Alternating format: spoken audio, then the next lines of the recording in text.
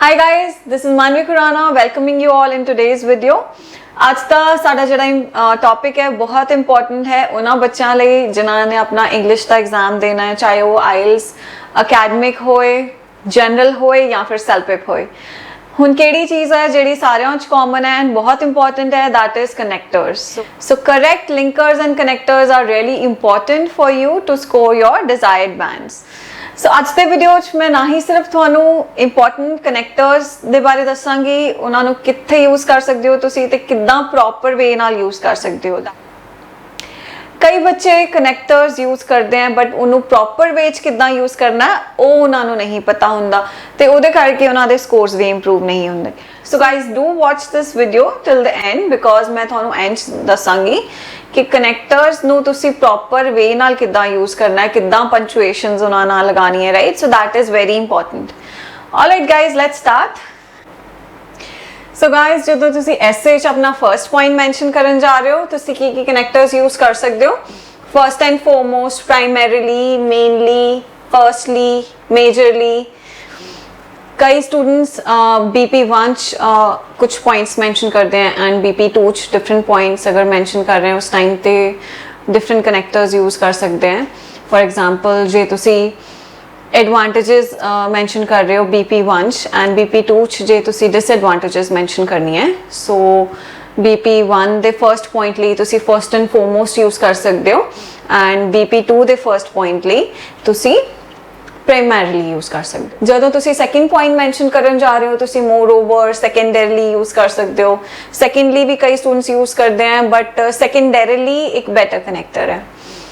Next is जो तुसी third point mention करन जा रहे हो, थर्ड पॉइंट ਲਈ तुसी furthermore, additionally, besides, apart from this इदां दे कनेक्टर्स यूज़ कर सकते हो। नेक्स्ट जदों तुसी इलैबोरेट करन जा रहे हो एक पॉइंट नू, सो इलैबोरेट तुसी क्योंकि पॉइंट्स जो लिखोगे उन्होंने इलैबोरेट भी करोगे। इलैबोरेट करन लई तुसी to explain, to explicate, to elaborate आ वाले कनेक्टर्स यूज़ कर सकते हो। नैक्सट इज जो तुसी कंट्रास्टिंग पॉइंट मैंशन करन जा रहे हो, कोई भी तुसी पहला कुछ लेट्स सपोज तुसी किसी विच या कोई एक व्यू दिता हो, तुसी ऑपोजिट व्यू मैंशन करन जा रहे हो, उस उहदे च तुसी however, whereas, although, though, while इदां दे कनेक्टर्स यूज़ कर सकते हो। सो however and whereas contrasting statement तो पहला यूज़ होएगा। although, though and while इदां दे कनेक्टर्स हैं जिहड़े कि थोड़े डिफरेंट वे च यूज़ होंदे हैं। सो मोस्टली स्टूडेंट्स आ वाले कनेक्टर्स ही मिस्टेक करते हैं क्योंकि उन्होंने पता नहीं है कि किस वे च यूज़ करना है, करेक्ट वे की है।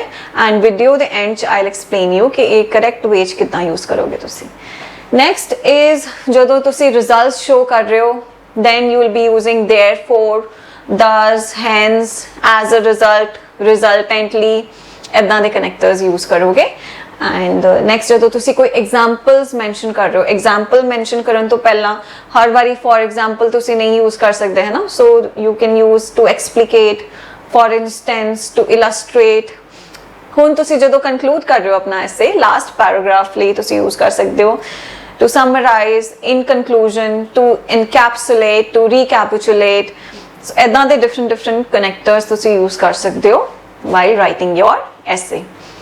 and guys we have discussed के केड़े different connectors हैं जिहड़े तुसी यूज़ कर सकते हो while writing your essay and कित्थे यूज़ करने हैं, बट किस वे नाल यूज़ करने हैं वो असीं हुण डिस्कस करांगे। सो यूजुअली तुसी सारे कनेक्टर्स इदां यूज़ करोगे। लेट्स सपोज तुसी मोर ओवर यूज़ कर रहे हो, मोर ओवर तुसी लिख के सेंटेंस ते पहला स्टार्टिंग तुसी लिखोगे more over and a comma, therefore comma, right. Mostly सारे कनेक्टर्स इदां ही यूज़ करोगे। कुछ इदां दे कनेक्टर्स हैं for example although, even though, while.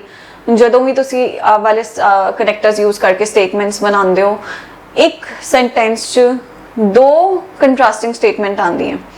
सो तुसी जदों यूज़ करोगे ऑल्दो, लेट्स सपोज तुसी ऑल्दो नाल स्टार्ट कर रहे हो, so how you will write although, इस तो बाद कॉमा नहीं पाओगे तुसी,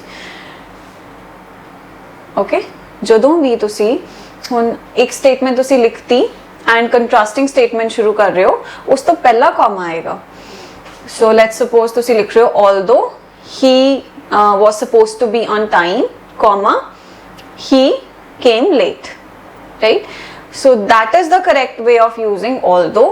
even though ਚ ਵੀ ਤੁਸੀਂ ਇਦਾਂ ਹੀ ਕਰੋਗੇ, ਕੰਟਰਾਸਟਿੰਗ ਸਟੇਟਮੈਂਟ ਤੋਂ ਪਹਿਲਾਂ comma ਆਏਗਾ, and also for while ਜਦੋਂ ਤੁਸੀਂ ਸਾਰੇ ਕਨੈਕਟਰਸ ਸਟੇਟਮੈਂਟਸ ਤੇ ਸਟਾਰਟਿੰਗ ਚ ਯੂਜ਼ ਕਰ ਰਹੇ ਹੋ, right?